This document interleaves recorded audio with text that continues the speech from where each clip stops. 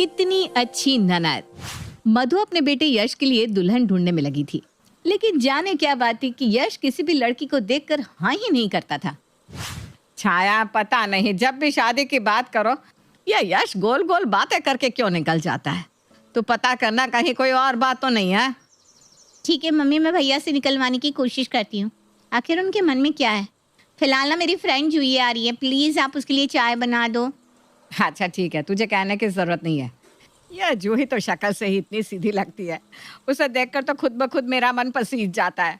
उसके लिए मैं चाय के साथ नाश्ता भी बना दूंगी। कुछ ही देर में छाया की सहेली जूही उसके घर आती है। मम्मी देखो जूही आ गई है, आप चाय बना दो ना प्लीज़। अरे छाया, आंटी जी हमारे लिए चाय बनाए और हम बैठकर गप्पे लगाए, ये कोई अच्छी बात तो है नहीं। तुम ऐसा करो, आराम से बैठो, चाय मैं बना देती हूँ। अरे आंटी जी आप अंदर जाकर आराम करिए, मैं चाय बना देती हूँ। अरे बेटा, एक मेरी बेटी है और एक तू है। जिस घर जाएगी ना बड़े लकी होंगे वो लोग। मधु के मुंह से ये बात सुनकर जूही शर्मा कर वहां से चली जाती है। 2 दिन बाद। मम्मी आपने मुझसे पता करने को कहा था ना कि भैया शादी में इंटरेस्ट क्यों नहीं ले रहे हैं। उन्हें शादी में इंटरेस्ट इसलिए नहीं है क्योंकि उन्हें मेरी फ्रेंड जूही में इंटरेस्ट है। इसीलिए आज मैं आपसे अपनी फ्रेंड जूही और यश भैया का हाथ मांगने आई हूँ। अब आप जल्दी से हाँ बोल दो बस। हाय, भाई और जूही की शादी, मैं तो सोचकर ही एक्साइटेड हो रही हूँ। देख छाया, समझा देना अपनी सहेली को, मुझे ये रिश्ता कतई मंजूर नहीं है। वाह मम्मी, वैसे तो जब देखो जूही की तारीफ में कसीदे पढ़ती थी आप। हाय कितनी सुंदर है, हाय कितनी सीधी है, जिस घर ब्याह के जाएगी उनके भाग खुल जाएंगे। मम्मी याद है ये सारे डायलॉग किसके हैं, या मैं याद दिलाऊं? अरे मुझे क्या पता था कि ये आफत की पुड़िया मेरे ही गले पड़ने वाली है। मम्मी आप उसकी कमी तो बताओ। जूही में जब कोई कमी नहीं है तो आपको ये रिश्ता कबूल करना ही होगा। बेटे और बेटी की जिद देखकर हर माँ की तरह मधु का दिल भी पिघल जाता है और वो जूही को अपनी बहू बनाकर घर लाने के लिए तैयार हो जाती है। शादी के बाद। अरे जूही, तू बस बैठकर छाया के साथ गप्पे ही मारती रहेगी या कुछ काम में भी हाथ लगाएगी? देख रही हूँ दिन में आधा समय तुम छाया के कमरे में ही घुसी रहती हो। जब देखो ही की आवाज कमरे से बाहर आती रहती है। अरे बहू के लक्षण नहीं होते हर समय ही करना। मम्मी ये क्या बात हुई? भाभी कोई अकेले तो नहीं हंस रही थी, मैं भी उनके साथ हंस रही थी ना। मुझे तो आपने एक बार मना नहीं किया हंसने के लिए, अब आप उनकी हंसी पर भी पाबंदी लगाओगी क्या? तू ज्यादा मत बोल। बहुओं के ससुराल में रहने के कुछ कायदे कानून होते हैं और मैंने तुझसे कल भी कहा था ना, पूरे घर के पर्दे उतार कर धो दे। लेकिन देख रहे हो अभी तक वही गंदे पर्दे लटके हुए हैं। एक बात कहूँ, घर के कामों में तेरा जरा अभी मन नहीं लगता। बस दिन भर बैठ कर या तो मोबाइल चलवा लो या फिर ननद के साथ बैठकर गप्पे लगवा लो। अरे मम्मी, आपकी ना भाभी से कुछ ज्यादा ही एक्सपेक्टेशंस है। अभी नई नई शादी हुई है उनकी, इतनी सारी जिम्मेदारी तो मत डालो उनके सर पर कि वो बिल्कुल ही घबरा जाए और उन्हें ससुराल के नाम से ही डर लगने लगे। दिन भर काम ही तो करती रहती है वो, फिर भी आप कभी खुश नहीं होती उनसे। तू ना ज्यादा हिमायतन मत बनाकर इसकी। बहू बहू होती है और बेटी बेटी। बहू को सर पर नहीं बिठा पाएंगे हम लोग। और काम करके कौन सा एहसान करती है ये? बहुएं घर में होती है किस लिए? ये काम नहीं करेगी तो और कौन करेगा? मम्मी वैसे तो आप बहुत कहते थे हम बहू को बेटी समझते हैं, लेकिन बेटी वाली कोई बात तो दिखती नहीं है मुझे आपके व्यवहार में। मुझे तो आप हर काम के लिए बच्ची है कहकर टाल देती हो। और भाभी भी तो मेरी हम उम्र है ना, उनसे आप चाहती हो कि पूरे घर का काम करवा लो। अरे कुछ दिन पहले तक वो भी तो अपने मम्मी पापा के लिए छोटी बच्ची ही थी ना। ऐसे अचानक से रातों रात कैसे सब कुछ सीख जाएंगी? थोड़ा टाइम तो लगता है ना। बेटी की बातों के सामने मधु निशब्द हो जाती है और मुंह बनाकर वहां से चली जाती है। शाम के समय। जूही, आज हम दोनों शाम को बाहर डिनर पर चल रहे हैं। अरे वाह, ये तो बहुत अच्छा आइडिया है। छाया को भी साथ ले चलते हैं ना। पहले मूवी देखेंगे, उसके बाद में डिनर करेंगे, बहुत मजा आएगा। अरे यार जूही, कोई हस्बैंड वाइफ का प्राइवेट मोमेंट भी होता है कि नहीं? हर जगह छाया को लेकर जाना जरूरी है क्या? हम जब भी कहीं बाहर जाते हैं तुम छाया को इनवाइट कर ही लेती हो, फिर तुम दोनों ननद भाभी पूरे रास्ते में हाथ डाले घूमती रहती हो और मैं पागलों की तरह बस तुम्हारा शॉपिंग बैग लेकर पीछे पीछे घूमता हूँ। अरे तुम्हें तो खुश होना चाहिए ना कि तुम्हारी बीवी और बहन की इतनी अच्छी ट्यूनिंग है, और तुम चिढ़ रहे हो। मैं चिढ़ नहीं रहा हूँ, लेकिन तुम्हें तो समझना चाहिए ना कुछ। जाने दो, मुझे समझ नहीं है। इस घर में मुझे समझने वाला कोई नहीं है सिवाय छाया के। वो मेरा सबसे बड़ा इमोशनल सपोर्ट है। वो ना होती तो पता नहीं मेरा क्या होता। सुबह से लेकर रात तक मैं घर के काम करती हूँ, लेकिन मम्मी जी को तो बस मेरी कमियां ही नजर आती हैं। जिन बातों के लिए छाया मेरे लिए स्टैंड लेती है ना, असल में तुम्हें लेना चाहिए। मम्मी की गलत बातों को देखकर तुम आंख बंद कर लेते हो, लेकिन वो मेरे सामने एक शील्ड की तरह खड़ी हो जाती है।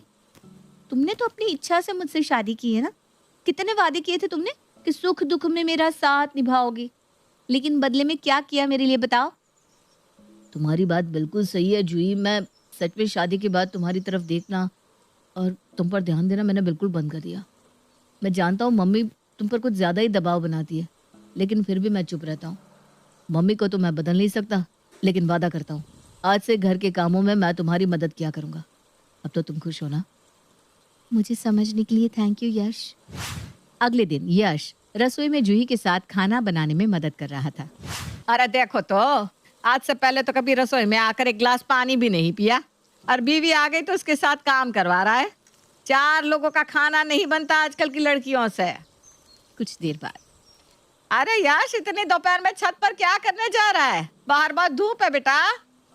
मम्मी जूही के साथ कपड़े सुखाने जा रहा हूँ, उसकी थोड़ी हेल्प हो जाएगी। अरे जोरों का गुलाम बना लिया है मेरे बेटे को एकदम से। पता नहीं क्या टोना टोटका कर दिया है इसने। बेटा हो या बेटी, सब इसी के गुण गाते रहते हैं। अब ये 4 कपड़े सुखाने के लिए भी इसे मदद चाहिए। बोलो, ये क्या बात हुई मम्मी? भैया ने भाभी की काम में जरा सी मदद क्या कर दी, वो जोरू के गुलाम हो गए? ये तो अच्छी बात है ना कि वो भाभी की प्रॉब्लम समझ रहे हैं और उनके काम में मदद कर रहे हैं। आप ही तो हमेशा भैया पर चिल्लाती रहती थी ना कि थोड़ी सी काम में हेल्प कर दिया कर। आपकी हेल्प करते थे तब तो ठीक था, भाभी की कर रहे हैं तो गलत हो गया। मम्मी, कल को मेरी शादी होगी तो मैं भी तो चाहूंगी ना मेरा पति काम में थोड़ी मदद कर दे, तो मेरे पति को भी आप ऐसा ही कहेंगी? तुझसे तो बात करना ही बेकार है। लगता ही नहीं कि तू मेरी बेटी है। हर बात में मेरा दोष निकालती रहती है, भाभी की चमची कहीं की। मैं चमची नहीं हूँ मम्मी, मैं बस गलत को गलत कह रही हूँ। और पता नहीं आपको क्या हुआ है, जब से भाभी आई हैं आपकी पर्सनालिटी ही चेंज हो गई है। आप हमेशा उनमें बुराई क्यों देखती रहती हैं? कुछ दिन बाद, भाभी, आज मैंने अपने सारे पुराने दोस्तों को घर पर बुलाया है, पार्टी करेंगे, बहुत मजा आएगा। अरे लेकिन मम्मी जी। मम्मी गई है ना मामा के घर 2 दिन के लिए, हमारी छुट्टी। शाम को, अरे जूही आज हम लोग डिनर पर चलते हैं। लेट नाइट शो देखेंगे, डिनर करेंगे और तुम्हारी मनपसंद शॉपिंग भी। बताओ कैसा प्लान है? प्लान तो बहुत अच्छा है, लेकिन एक प्रॉब्लम है। देखो जूही प्लीज, आज छाया हमारे साथ नहीं जाएगी।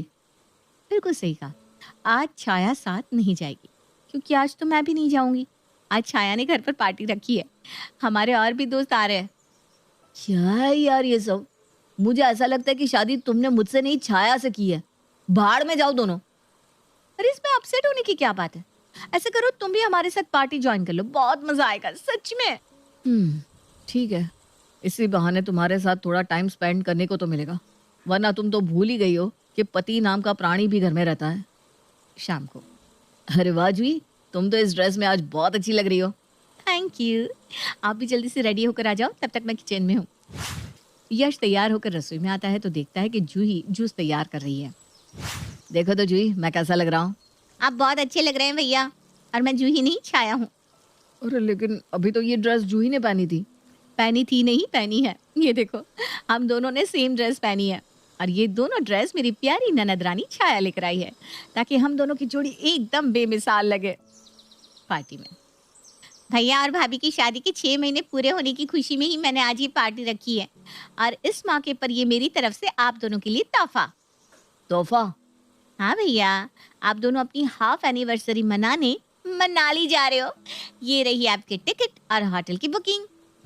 बहन की बात सुनकर यश ने प्यार से उसे गले लगा लिया। उसे समझ में आ गया था कि इन ननद भाभी का प्यार अनमोल है, और छाया के होने से उनके प्यार में कमी नहीं आ रही, बल्कि वो तो एक मजबूत पिलर की तरह उनके रिश्ते को संभाले हुए है। तो कैसा लगा आपको इन ननद भाभी का प्यार? कमेंट करके जरूर बताइएगा।